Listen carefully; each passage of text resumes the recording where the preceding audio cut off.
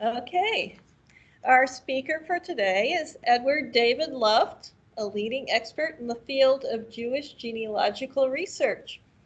After earning his AB and JD from Syracuse University, he served for 2 years in the Peace Corps in Botswana. Then he returned to the United States, worked at the New Yorker magazine, and then embarked on a long career in the United States government in Washington, D.C. And during his time in D.C., he developed his expertise in genealogical research, visiting numerous archives and libraries and publishing many books and articles on the subject. His books include, and you might have seen them at Avutenu, The Naturalized Jews of the Grand Duchy of Posen in 1834 and 1835, which was published in 1987 as part of the Brown Studies on Jews and Their Societies, and he revised it for publication by Avutenu in 2004. Then there's the Library Resources for Jewish German Genealogy, co-authored with Angelika Ellman-Kruger and published by Avutenu in 1998.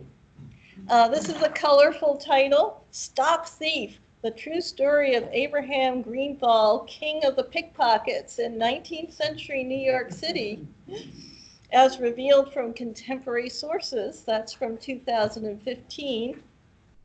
Then The Jews of Posen Province in the 19th Century, a selective source book, research guide, and supplement to the naturalized Jews of the Grand Duchy of Posen in 1834 and 1835, which came out in 2015. And Avutenu, I think, is supposed to send me a copy of that. It's available free of charge online. Just check my my bibliography. Okay, and I'll go to the link. I think I must have ordered the main book then. You ordered The Naturalized Jews. Right. Okay. That is for sale on Avotenu's website under books.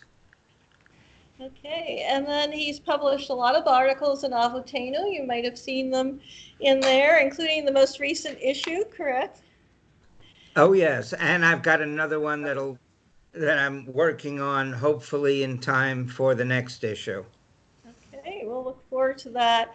And then in Jen Dobry, I hope I'm pronouncing that right, Edward. Yes, you are. Okay, and here are some of the titles of those articles. How to determine from where and when an ancestor moved to Berlin in Avutenu 2001. I have to look that one up, although I think I know when and where my ancestors moved to Berlin. Finding the location of someone whose exact address is not shown in the 1860 U.S. Census in Avutenu 2006. How many of you have had trouble finding an ancestor in a given census? So that article might help. And the rich ones rode in third-class railway cars to Hamburg or Le Havre in Jen Dobry in 2008. He left the United States. Where and when did he go? Avutenu 2010. How to get the most out of post 1892 U.S. passenger manifests. And we were just looking at one before we connected to Skype in Avutenu in 2017. Mr. Luft's focus today will be using newspapers for your genealogical research. It's a topic we haven't really addressed before, so I'm looking forward to that. There is a handout that I will email to you after the meeting, I think you prefer the email copy because there are a lot of long links in it. I do have a few hard copies, so if you really like a hard copy, they'll be distributed after Mr. Luft's presentation. He also asked that you hold your questions until the end of the presentation, but jot them down and pass them on to me so I can read them into the speaker at the end. Okay. So without further ado, we have Edward David Luft on using newspapers in your genealogical research. Thank you very much for the warm introduction. Could you just tell me how many people are looking at this at the moment? We had three, six, 11. I think I counted myself. That's all right. That's 10, fair. 10. Okay. I And counted myself twice. and will more people be joining, or at least potentially so? Uh, I don't think so. Um, I think it's late already. Yeah, it's late. We're trying to listen for the door. Is your husband out there? Or is it... Yeah, we have someone monitoring the door because the doorbell has been behaving badly. Yeah, we've been in perpetual lockdown Yeah. since. Well, let me just start by telling you a story that was old before your grandparents were born. An old man on his deathbed opens his eyes and he asks, "Where's my wife?" She says, "I'm here, darling." "And where is my son Michael?" "I'm here, Papa." "And where is my darling daughter Rose?" "I'm here, Papa." The old man looks puzzled and he asks, "So who's minding the store?"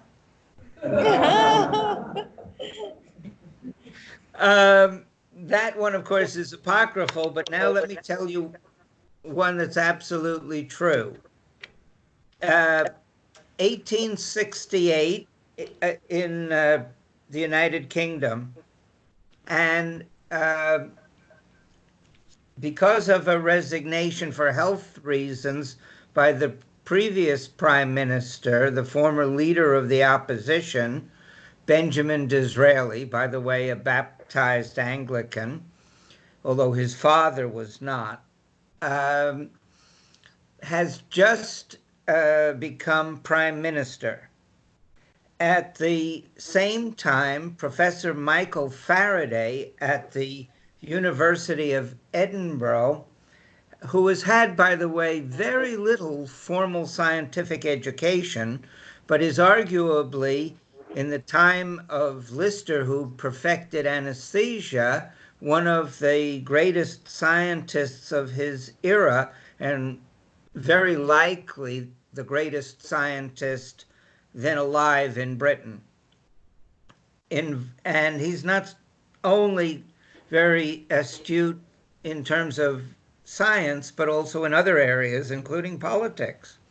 And he invites the new prime minister up to his laboratory at the University of Edinburgh because he is looking for something very rare at the time, but very common today: governmental funding for his laboratory research. And the new prime minister, you may very well know that he was quite a romantic. He wrote novels that virtually no one reads today for good reason. Um, Accepts, comes up to Edinburgh, and Faraday gives him the full £5 tour of the laboratory. And eventually he winds his way to the back of the laboratory and tells Disraeli, "And I've saved this, my best experiment, for last." And Disraeli sees these bell jars with this white liquid bubbling and wires coming out. It's a rather impressive sight. And Faraday proudly says, "And I call this experiment the electricity." And uh, the prime minister looks at it for a long time. And finally, he turns to Faraday and he says, "Fascinating, Professor Faraday, but what earthly good is it?" I always like that story because it seems to me to tie into genealogical research. Um, in any event, I think now I'd like to start with a reference to something you've probably already heard about. Uh, have you not all heard of a Bintel Brief, which was published from January 1906 in the Yiddish language Der Vorwort, today in English, online only, called Forward. And people wrote in to that newspaper to ask all kinds of questions about these strange customs and navigating life in the United States when they often didn't speak English or didn't speak it well, at least. And they wanted to uh, find a husband or a wife, uh, deal with a spouse who had deserted them, or in one case, the meaning of a cleft chin, all kinds of issues.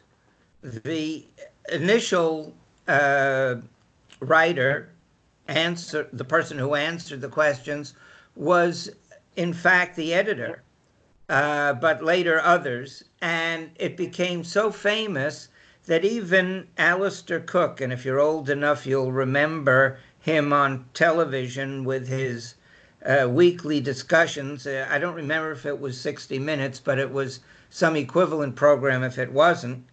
And he devoted something like 20 minutes to a half hour just explaining a Bintel brief. For those of you who don't know Yiddish, and of course that includes me, a bintel brief means a bundle of letters. Um, and you can even find these letters online, but of course they're not indexed, and you would have to be able to read Yiddish. So I suppose that very few of the people listening could do that. And even if they could, it can be a very difficult job. But it is possible, if you're lucky, to be able to find a letter contributed by an ancestor. It is theoretically possible. In fact, you all know Sally Ann Amder Sack-Picus, right? Is there anyone who doesn't know that name? No, there's no one. Okay. There are fearless leaders. Okay. Sally Ann's grandfather either put an ad in the Bintel Brief looking for his sister, or she put one in and he saw it. And her father remembered his aunt's name and the fact that her husband went to Harbin, Manchuria, to buy boar bristles for brushes, and couldn't remember the husband's name, but remembered that there was a girl whose name was not remembered, and a boy named Michael, and that they lived in New York City. Unfortunately, although she knew that there was such an ad in a Bintel Brief, she was not able to find it. But the point is that with some luck, you might be able to. In any event, what is a little bit easier to find out, and remember that you will receive at the end of my talk a listing of the links, so you can just relax and listen to what I have to say.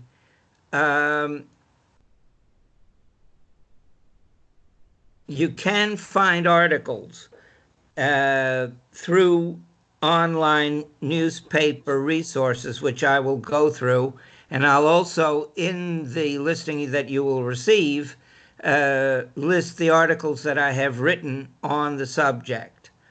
I want to return to another story that Sally Ann told me. Her father had 3 brothers and 2 sisters. The second oldest, born in Russia, was the one who was always in trouble. He ran away from home to join the army in World War I when he was only 15 or 16, and his father went and took him back.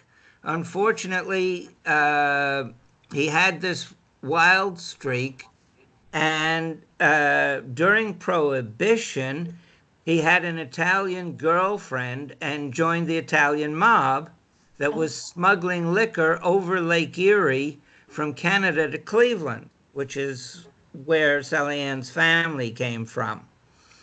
Um, he was in charge of collecting from the bars that they supplied.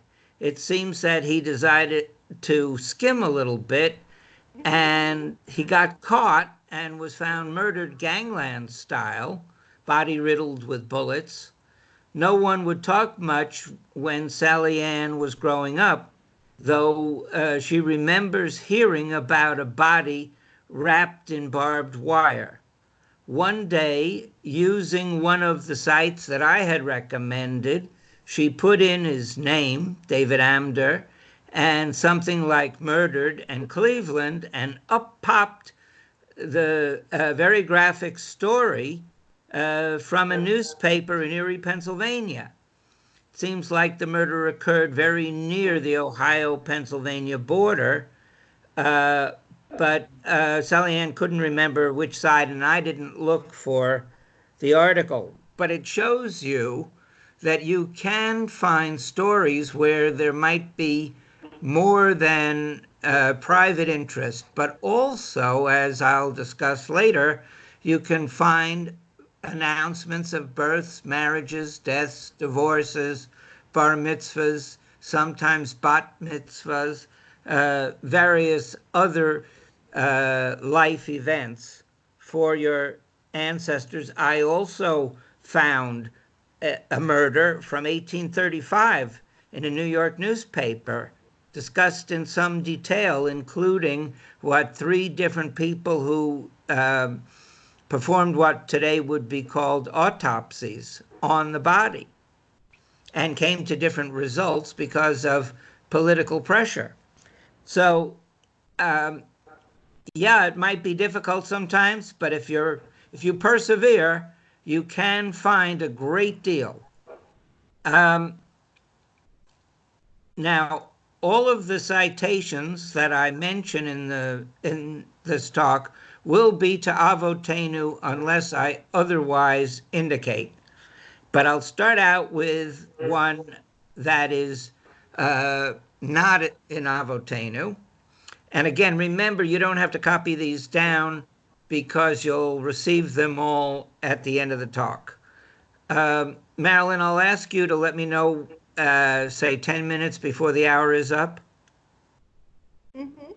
Okay.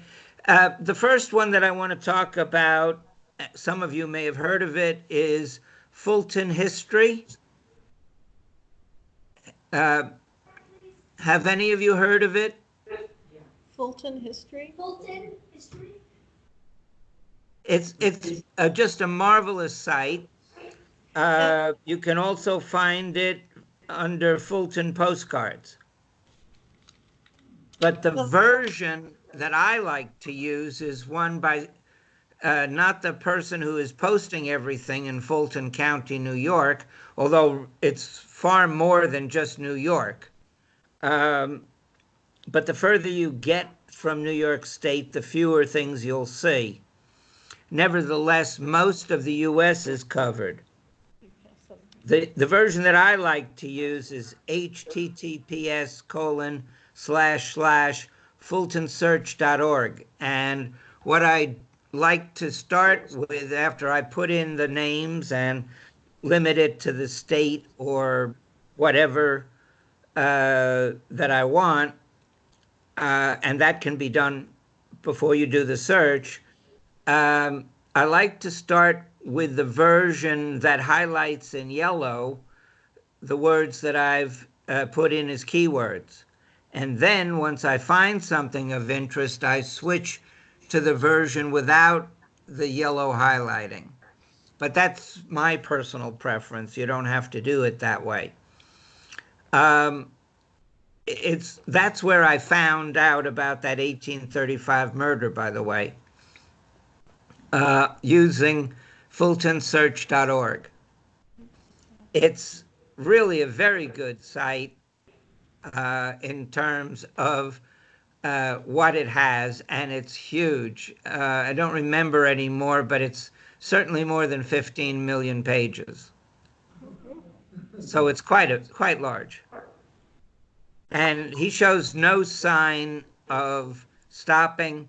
One of the great values is that it has articles from very small local newspapers. For example, I knew nothing about the fact that my mother had given me a birthday party at age 1 until I read about it in a local newspaper that I found on fultonsearch.org.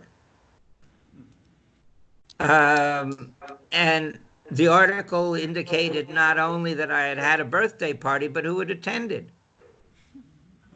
So sometimes you can get brothers and sisters you didn't even know about. The second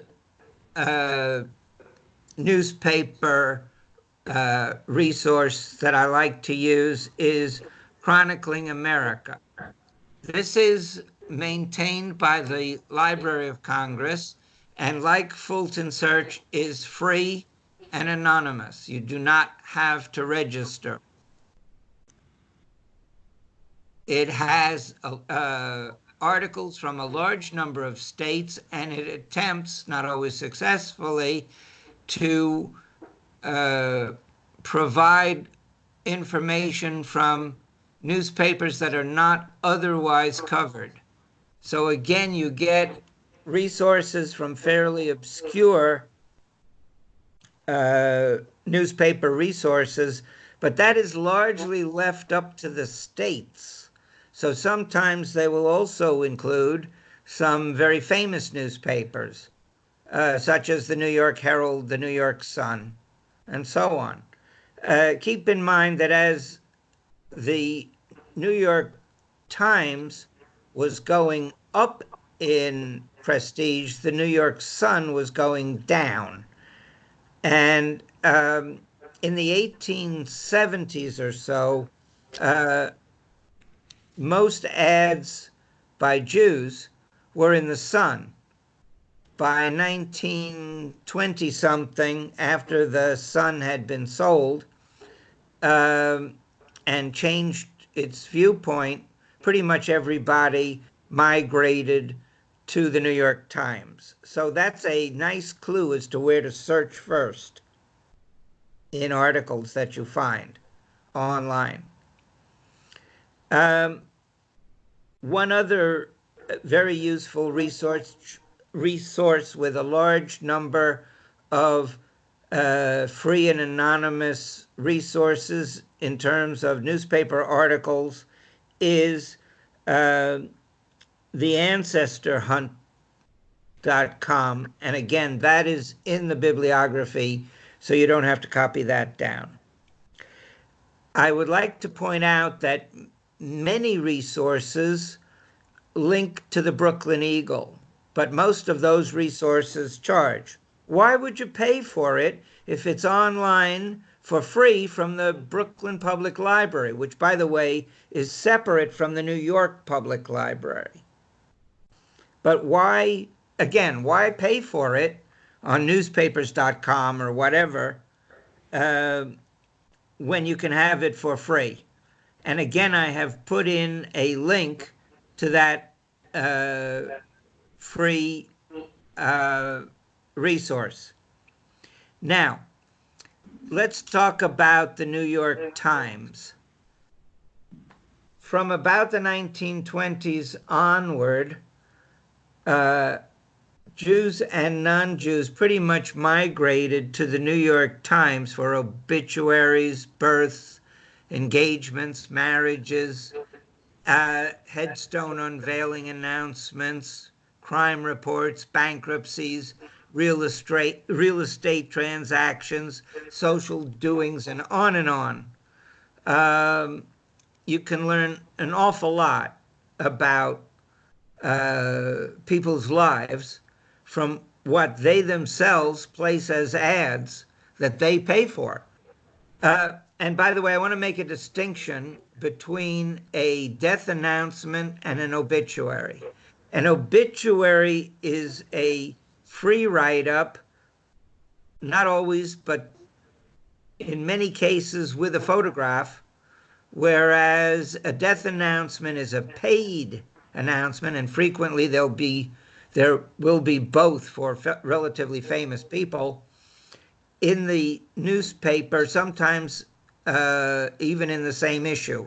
And I'm generally speaking about the New York Times, but it could be in other newspapers as well. Um, I think it's a distinction that you may find useful. Um, Now, let's talk about whether you should buy a subscription. My understanding is that there is not free access to uh, the Dartmouth Library in all cases, unless you're a student or an alum or an employee. But some parts are available, as I understand it, and I believe that Marilyn, please correct me. Uh, are the computers freely accessible? Yes, there are. Okay, so what I'm about to say, if you don't want to purchase a subscription to the New York Times or get it via newspapers.com, you could probably go to Dartmouth or some local public library or some other college and see if they have a subscription. And hint, hint, if that library doesn't have it, if you could put a group together and strategically lobby the acquisitions librarian, they might well decide to uh, purchase a subscription. So it's something that you may want to think about because some of these are expensive. They may not be on all computers in the library. Sometimes they're only on some. So you may want to ask the reference librarian before you start which computers you can use to access any given genealogical resource, especially newspapers. It's something to keep in mind. Um, as I've said to you, I've listed a fairly large number of articles that I have written just on the issue of internet subscription databases and specifically newspaper and magazine websites. I'm largely going to be talking not about magazines, but keep in mind that those websites also exist, sometimes being the same website as for newspapers and sometimes being different. Um, I'm just going through now my listing, which is fairly extensive. Um, and uh, I've sometimes written multiple articles. Sometimes I cannot remember what I put in which article because, to tell you the truth, I've written about 275 articles that have been published in various places, most of which have been about how to do genealogical research. And sometimes things are not always so straightforward. For example, I wrote an article called along with Bruce Abrams, 3 Manhattan databases using newspapers to find bankruptcy cases which lead to court cases. And so that's a pretty complicated way of finding things. But by the time you get finished with both the bankruptcy and the court cases, uh, you're likely to get quite a bit about the life of the bankrupt or those claiming uh, whatever they can get from his estate. And bankruptcies are covered in many, many newspapers, especially newspapers in big cities if the person lived in that jurisdiction. It's not something you want to ignore. You want to at least take a look to see if there's any information in the bankruptcy reports, either in the newspaper or in the court case, to see. Um, Most large law libraries will carry information about bankruptcy cases, and you'll be able to know about their existence from the newspaper articles, including, of course, therefore, the date. And a good reference law librarian should then be able easily to help you find the article, which might even be online, and you could then, in some cases, from LexisNexis or various other legal resources, download the item, print it out, whatever. Um, some of the Avotenu articles, by the way, and I've listed those that are relevant, are online on Avotenu Online. And again, those are marked when that is the case so that you could read them. And to give you an example of where genealogy has a wider effect, the article that I wrote uh, uh, with Bruce Abrams is cited in an article in the Law and History Review published at Cornell Law School uh, in conjunction with the American Society for Legal History in Cambridge in the United Kingdom. Again, it's in the bibliographical handout uh, called "The Lost Record of Pearson versus Post: The Famous Fox Case." Well, that will resound with lawyers, and those of you who are not lawyers probably never heard of it. We're talking about what in Latin is called ferae naturae. When is a wild animal reduced to the possession of the hunter? Uh, it's a very famous case, and then the question is, well, what is it all about? Unfortunately, the citation in the case is slightly wrong, but you can read about it if it interests you. But I want to point out that genealogy sometimes does have consequences outside of pure genealogy. And here is one example.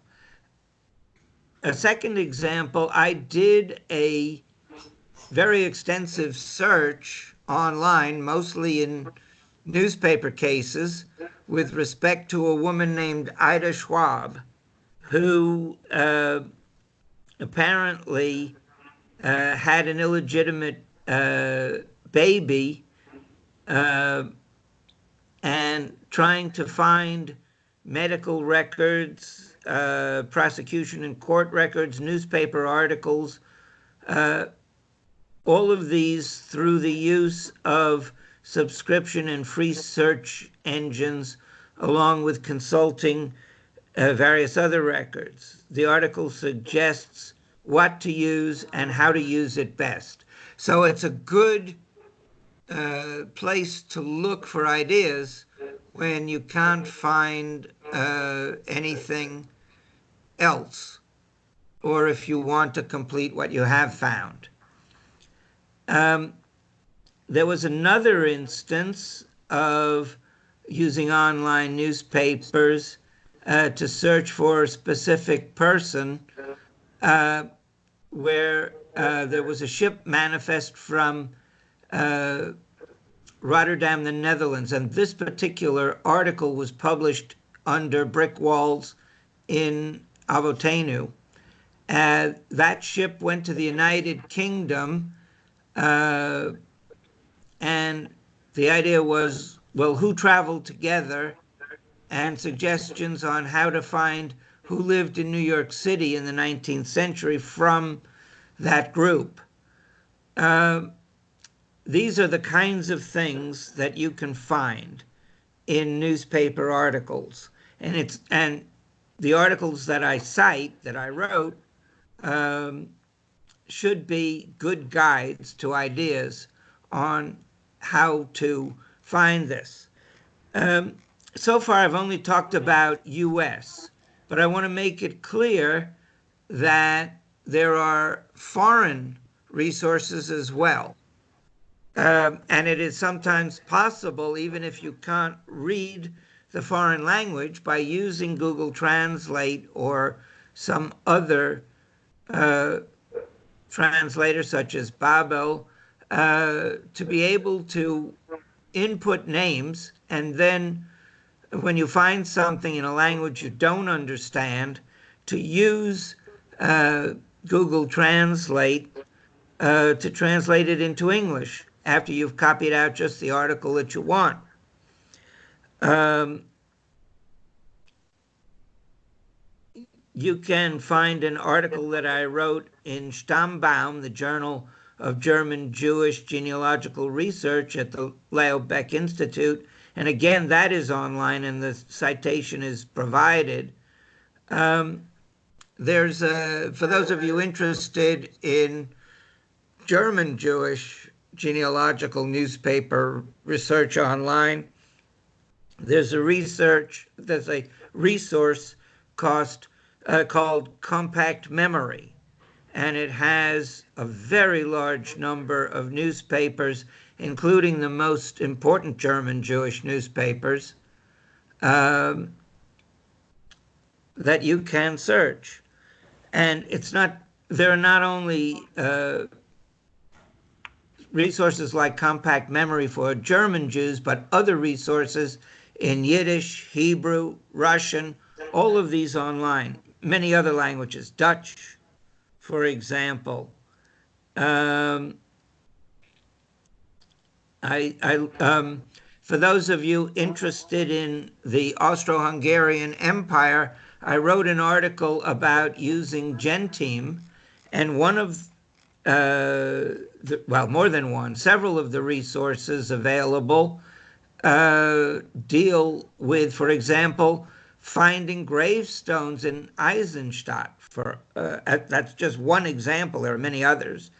Eisenstadt is where the last Gaon of Posen, Rabbi Akiba Eger, was born. Um, and I would strongly recommend that you take a look at my bibliography to find more things, because out of 270 articles, 275 articles or so, there are quite a few things that could be of interest. And I continue to write. The next article in Avotenu will be on the subject of random acts of genealogical kindness, where you can ask someone at a remote location to volunteer to do some research for you. Some people want reimbursement for their out-of-pocket expenses. Others, and I had one case like that, even declined to receive the gas money that I offered, as well as other out-of-pocket expenses. So it depends on the individual. Some people will tell you up front, others won't. But most of those who don't say so don't even want that, which surprised the hell out of me. But okay, fine. I was very thankful. I found that there was enough information that it would warrant my traveling to Hudson County to work on Stop Thief, which Marilyn so kindly mentioned. And indeed, I found even more things as a result. So, and you can find all of this and more in newspapers. It is sometimes serendipitous, but you have to look to know. Marilyn, how much more time? It's 2:30. No, I mean, how much time has elapsed? Oh, you've been speaking about half an hour or more. Okay. Have you heard enough? Would you like to open it to questions? Would you like to ask questions, or would you like Edward to speak some more? Do you have any more to share with us? Not directly on newspapers, but there's so many other topics. Well, why don't we do some questions and then maybe out of the questions, we'll hit the other topics. Sure. Okay, so how many of you have questions? If you could jot them down or. No. I wonder if Edward could say a little bit more about uh, sites that you have to pay for a subscription and getting around those. Uh, Sure, I can do Say- that. Um, Many of you know that Ancestry.com is a subscription database. And for an additional, I think it's $100, you can have basic newspapers.com added. And if you want the full newspapers.com, it's another $300, I believe. But one of the ways around it is, as I've suggested, many libraries have subscriptions. And if you're not going to use it all that frequently, it might be worth the gas money to go over to some library and see. And even if they don't have it at that library, a good reference librarian ought to be able to tell you which local library does have a subscription that you could use for free. Now, generally speaking, you cannot um, use those subscriptions at home. In some cases, maybe some local libraries where you have a library card may allow you to input um, access from home, but generally that is not the case. You would have to ask, but it's always worth asking. And as I suggested earlier, a carefully planned, if you will, an attack on the um, reference librarian by unrelated individuals all asking for a subscription may be effective in terms of convincing that reference librarian to purchase a subscription. Alternatively, what you could do is either individually or as a group chip in the money to get the subscription at the library so that everybody could use it by going there. And for those of you, I'm a retired tax lawyer, for those of you who itemize uh, your deductions on Schedule A, and of course that's a shrinking group of people, that expense, if the donation is given to a public institution that is a governmental institution or a Section 501c3 tax exempt institution, is deductible on your income tax declaration as a legitimate deduction, even if in theory you're the only one using it because it's at a tax exempt institution. Is that responsive sufficiently, or do you want some kind of subsidiary question, some follow-up question? I can tell you, I've just been looking up our local library, and we can get search US obituaries from 1880s on now, and I guess that's newspapers.com obituary index. Do you know anything about that? Um, Only insofar as I know that it can be attached to Ancestry.com. But Right. there are large numbers of newspaper articles with obituaries and more likely death notices going back to colonial times in the United States. Oh, And you should be asking your reference librarian what they have or what nearby libraries have within driving distance of where you want to start from, that you could try out at those libraries. And if you're going to use it enough, it might pay to purchase. Furthermore, I have written not about newspapers, but about magazine articles. Under certain circumstances, if you read my article, it'll tell you how you can access JSTOR for free for a limited number of articles per time period. I don't remember what the time period is. I think it's quarterly, but it might be monthly. But that is not newspapers. That is periodical articles other than newspapers, or in other words, uh, serious scientific or the equivalent magazines. And do you have any other specific questions about this issue? other questions from people? Yes. What is the feasibility of doing research on newspapers in Europe? Are there any that are searchable, and are any of them translated, or is that almost a worthless cause? Did you hear that, Edward? I can. No, you'll have to repeat it. I'm sorry. I'll summarize it, I hope accurately. So the questioner would like to know more about researching European newspapers, how accessible they are online, right?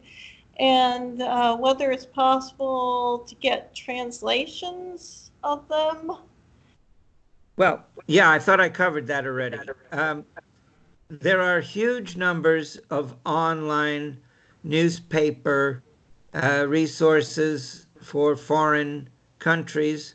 The National Library of Israel, for example, has a number of Russian language and Yiddish and Hebrew language newspapers, mostly published in Russia, especially Odessa. Um, the Staatsbibliothek has uh, a functionality that is limited just to periodicals that will search mostly German, but it will also search some others. I haven't personally tried French, but I find it hard to believe that the Bibliothèque Nationale de France doesn't have a similar function. And keep in mind, you may want to use these in conjunction, for example, with cemetery resources. Once you find the announcement, say, of a death notice, you may then want to see if the person's gravestone is on Find a Grave or Billion Graves or interment.net. And again, I've written an article about that, which you can find in my bibliography. I also name specific, in one article, I name specific resources for Dutch, English, and French. I think it's hard to remember everything. I've written so much.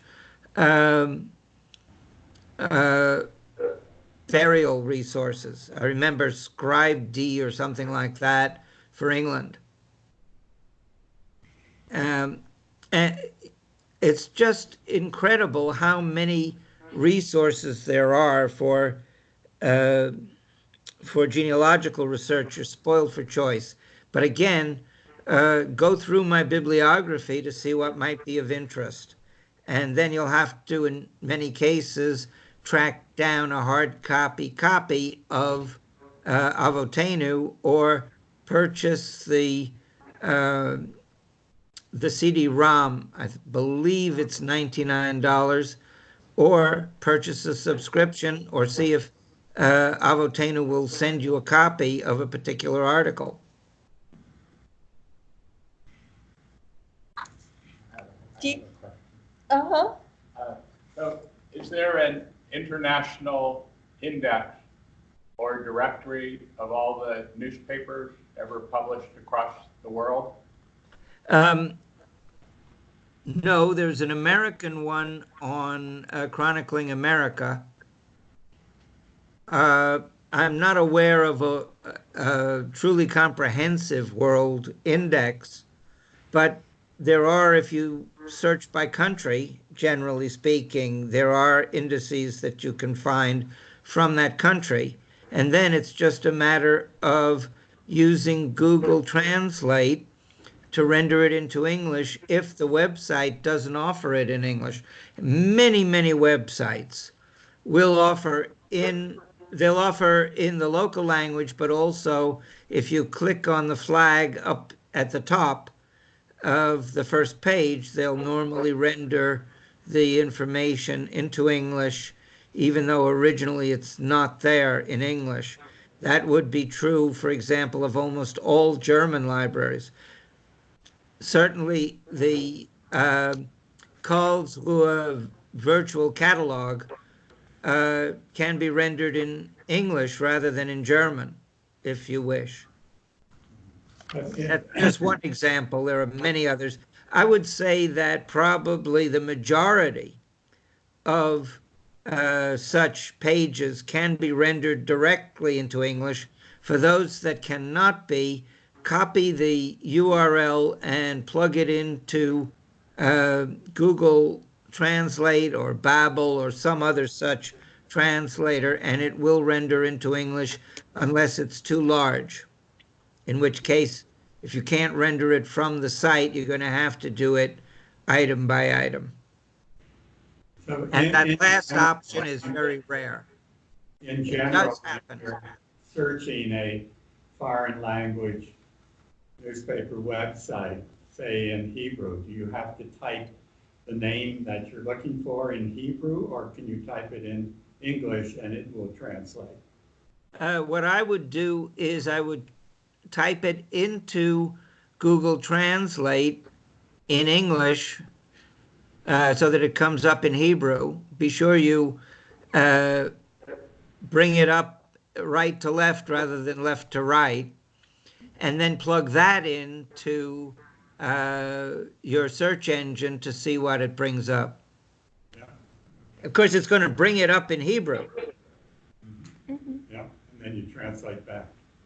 Yeah, and then you use Google Translate or Babel or whatever to translate it back into English. And you'd have to do the same with names, which means that you need to get the spelling of the name in Hebrew exactly correct. And while you're at it, I would try it in Yiddish as well. Unless you know that they didn't use Hebrew. The one unfortunate thing is I'm not at all uh, clear that you could do the search uh, for Sephardic Jews in a language other than English because I don't believe that Ladino is available on Google uh, Translate. You might look to see if you're interested in Sephardic Jews, if there's something, but it's unlikely uh, since the Inquisition was only abolished in 1820. So possibly after 1820, prior to that time, I think I wouldn't even bother to look. No, Ladino's not there. Yiddish is there on Google Translate. Right, and so is Hebrew, but no Ladino, and I suspect that it would probably be fruitless anyway because even after 1820, I'm most familiar with Brazil. So far as I know, there was one French Jewish family that was openly Jewish, and by the way, quite friendly with the emperor. And that was it. And they later converted to Roman Catholicism. Uh, Actually, I don't know if you know, but the Emperor of Brazil knew Hebrew well enough to write poetry in Hebrew when it was a dead language. Wow. And again, I've written an article about that. So other questions that generated some interesting responses. I have a question maybe about Dutch papers. Do you have an idea of how far back they go and how to find ones that would cover Jewish ancestors? Not very specifically. I know that the English papers went back to, I think, at least 1714, maybe earlier. Because I remember searching for one of my ancestors when I went to England. Um, and those are probably now online, but were not at the time. Um, I know there are Colombian newspapers now online that weren't online when I went to Colombia to research. I'm sorry, not Colombia, Brazil. When I went to research individual information about Stop Thief, the Dutch would have published newspapers very early. They would have been among the earliest uh, groups to edit and publish newspapers. Um, I don't specifically know the answer to your question, but I would find it hard to believe that there aren't Dutch newspapers. In fact, I know there are some Dutch newspapers online, but exactly how many and where, I don't know. But you should be able to find that out relatively easily. Yes, Ruth? And um, Akavot, among others, should be able to help you with that. Okay, great. Ruth, do you Are you have a familiar question? with Akavot? Akavot? No.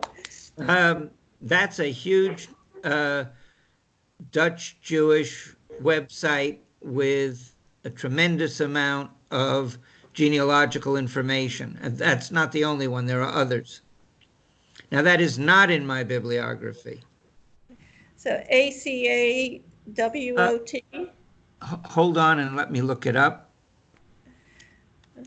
I will do that because I've used it for my own family.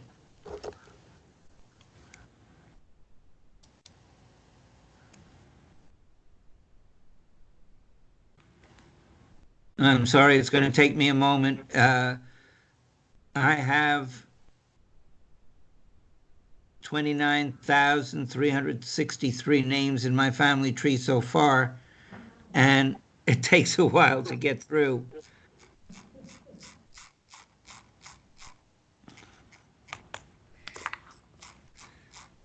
And I'm looking now. Or do you have another question? Because people are interested in international newspapers, the last one.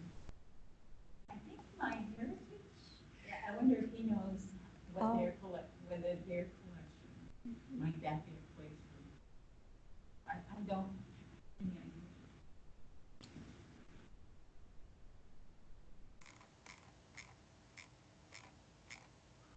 You could always email that to me, Edward. Sure, but why don't you work on the next question while I'm looking? Yeah, so the next question was about what you know about MyHeritage's holdings. And by the way, it is 10 to 3. I think we have time for this question, though. I don't feel a specific pressure to end. I simply don't want to tire out the listeners. Okay, so we do have the question about what you know about newspapers available through MyHeritage. I have to say that I'm aware of my heritage. Many libraries have access, but I am not particularly familiar with holdings. I finally found the Netherlands stuff, So let me see if I can get you an answer.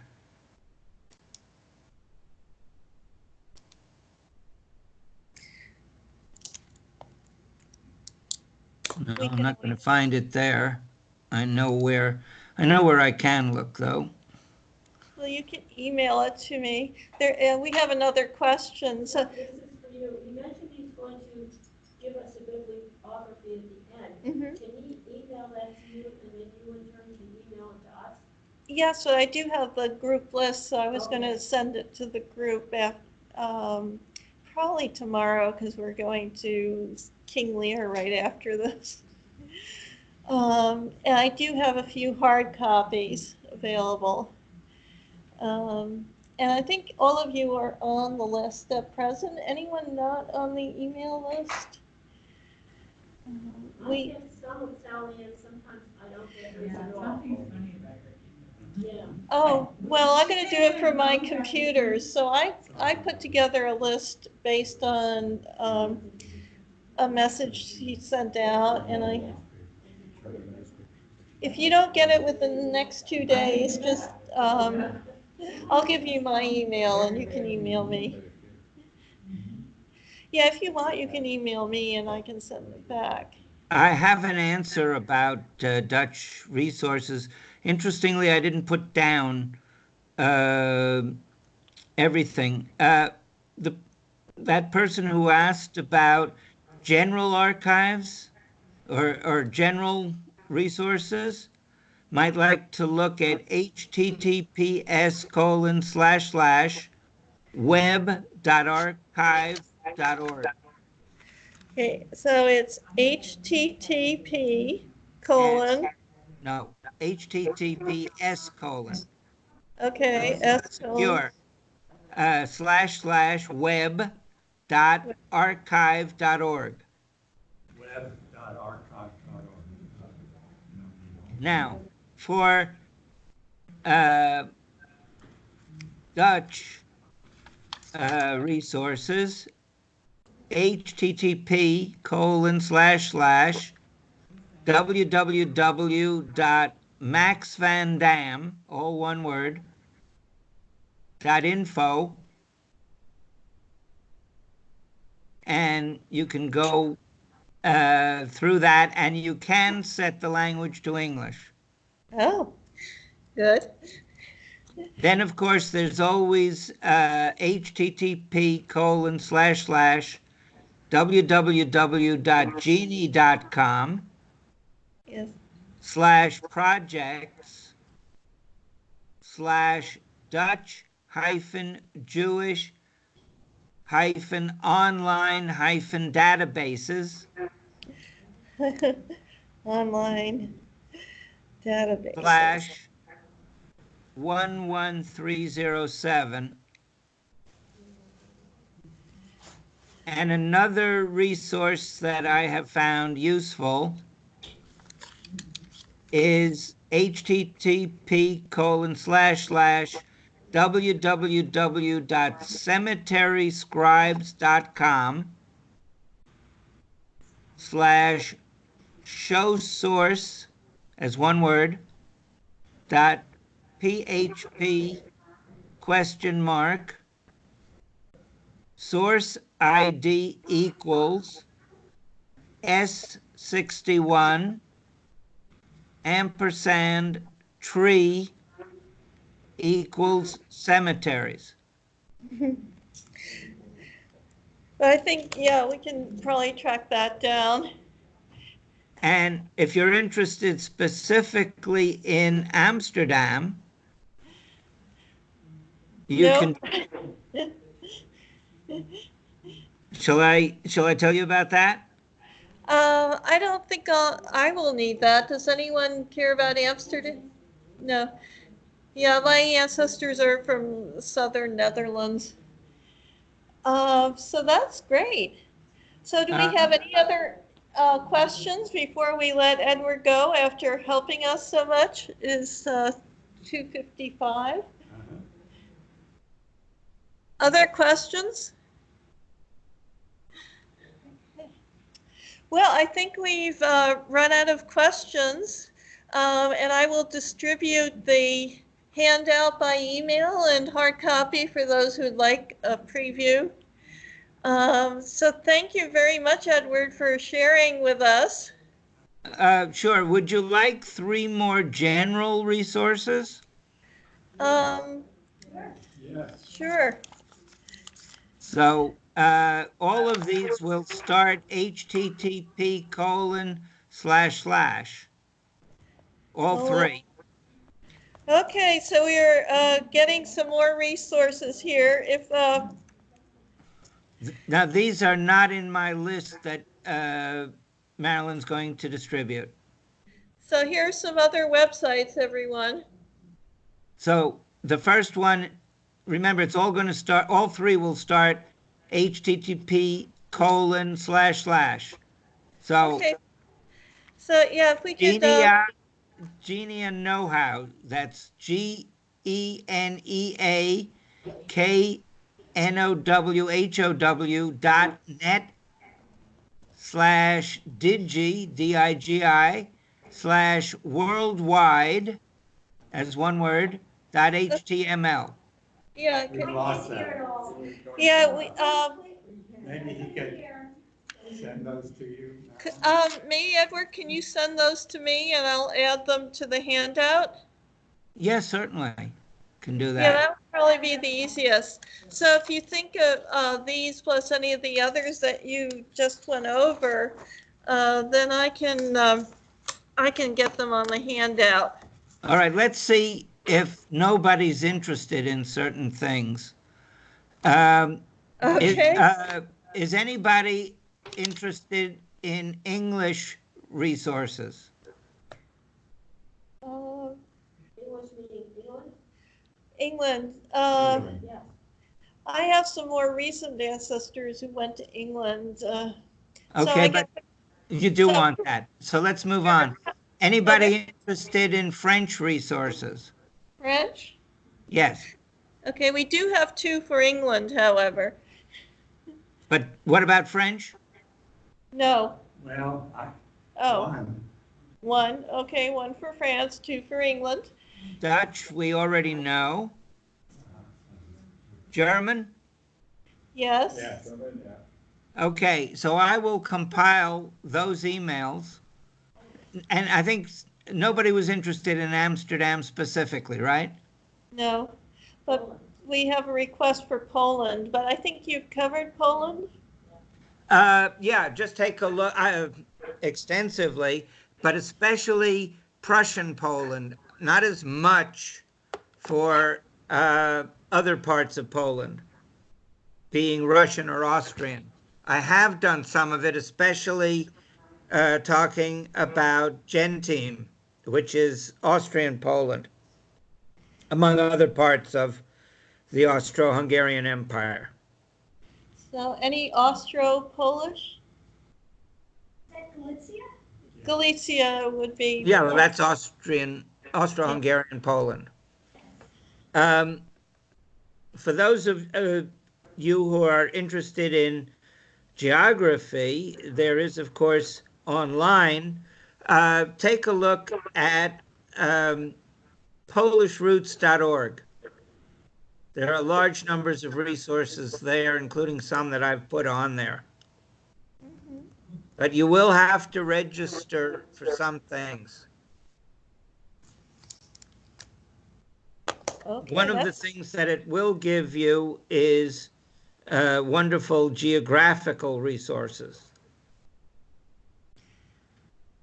For those of you interested in the Austro-Hungarian Empire and want a gazetteer, on the Library of Congress website, and again, I've written an article, put in to search for it in my bibliography, which is listed in the handout, put in the word Kendler, Kendler. For those interested in discussing a Russian Empire gazetteer, In fact, including the Soviet Union to 1962, or in other words, every location that existed or continued to exist up to 1962 put in the word Vasmer, Vasmer, in my bibliography to search it, and you'll come up with some interesting things. Remember, these are going to be geographical names, and except for the authors, there's not a single name of a human being.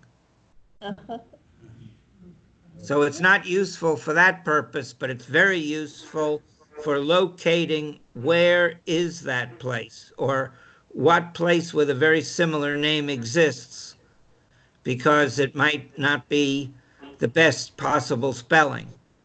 Could you repeat the address For what? of the last one, the Russian? Oh, Vasmer? No, I don't understand. Could you spell it out again? V as in Victor, A-S as in Sam, M-E-R. And just put that into the bibliography link, which will be provided in the handout. And I think you'll find approximately 3 articles on the subject of Vasmer, 2 or 3. And similar for those interested in the Austro-Hungarian Empire.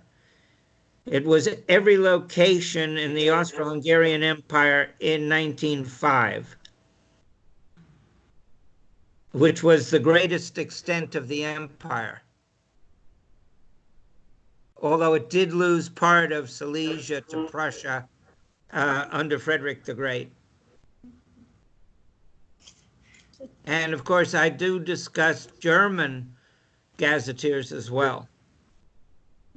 Again, take a look at what I've published on that subject, or if you're interested in German geography. I had an article in Gendobri about gazetteers, German gazetteers. Great. Yes, we've had various discussions about where towns were and their shifting borders depending on.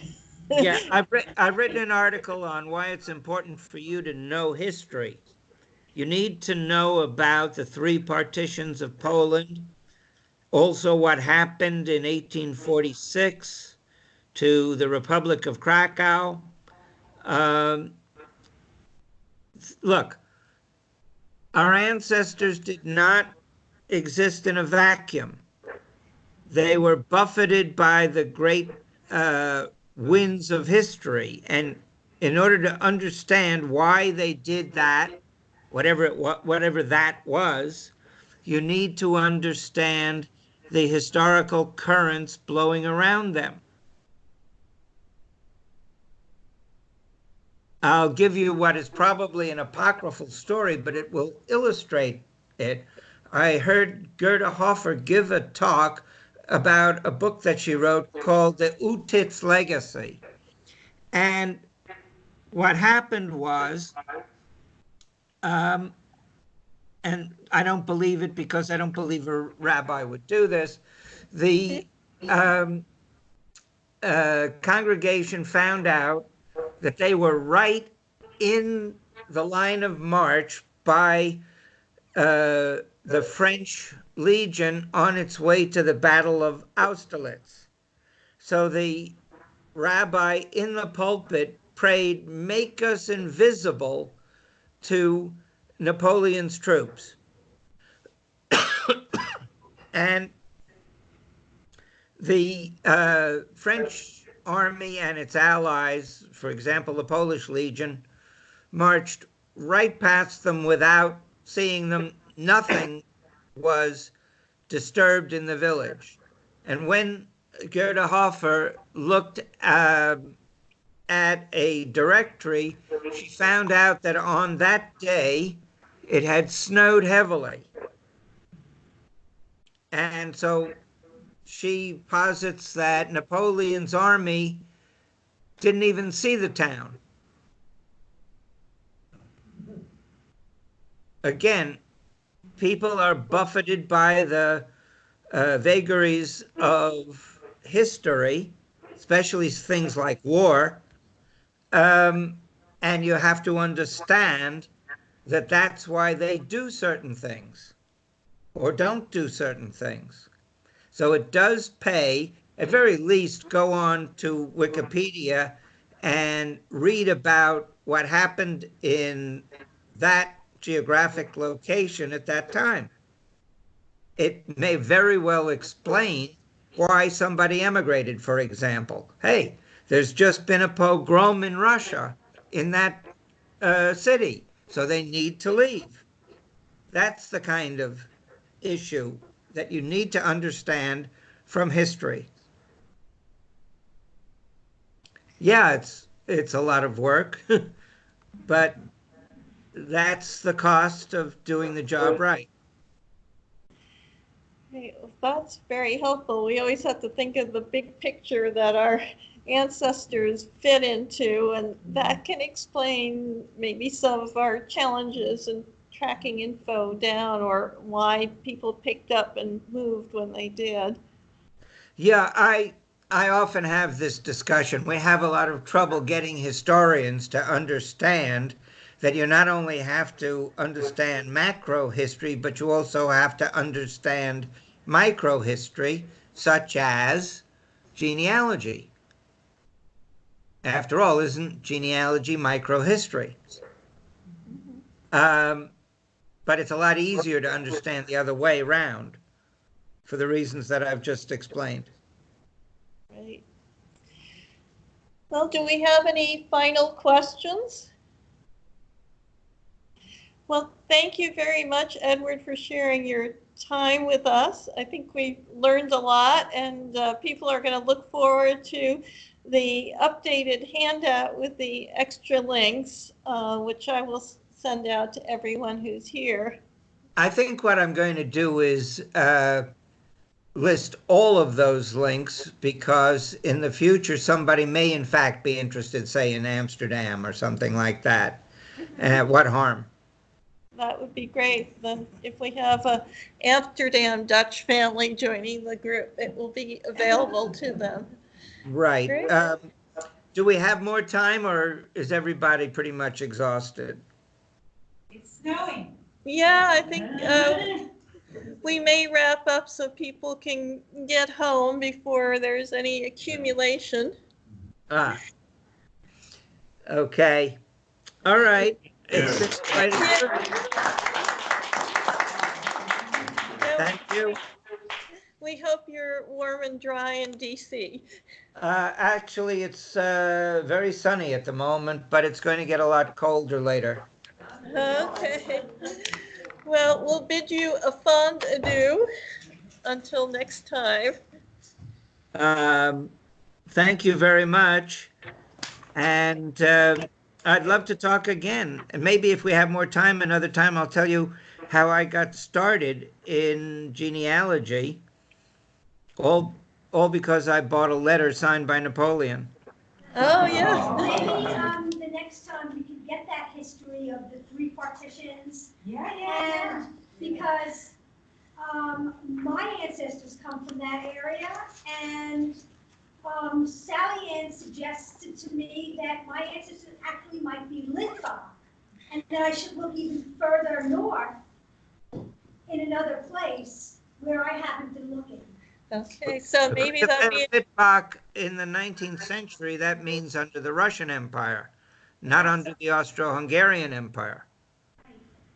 So, And as far as the three partitions, that you can do yourself just on Wikipedia. Just put in three partitions Poland. And it'll come up with maps. Yeah. Okay, but maybe we'll brainstorm with Sally Ann for an idea for another talk you can share with us. That would be great.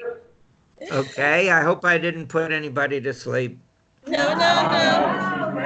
I found numerous articles on my family in the newspaper while you were talking. Very good. Hopefully, when you get the handout, you'll be able to do even more searches. Yes. Yeah. Okay, and while we're speaking of that, if anyone wants the hard copy, it won't have those new links. I do have that. And if you haven't signed in, please sign in. And if you haven't signed in your family's name and location, and if you're Excuse me, willing to Marilyn, provide, may I disconnect? yes, you can disconnect now. Thank you very much, Edward. We really appreciate it. Sure, 1 minute, 1 hour, 20 minutes, rather. Great. Okay, and I hope you can make good use of your recording. Thank you. I'm going to Okay, stop thank you. recording now. All right, bye-bye. Bye-bye.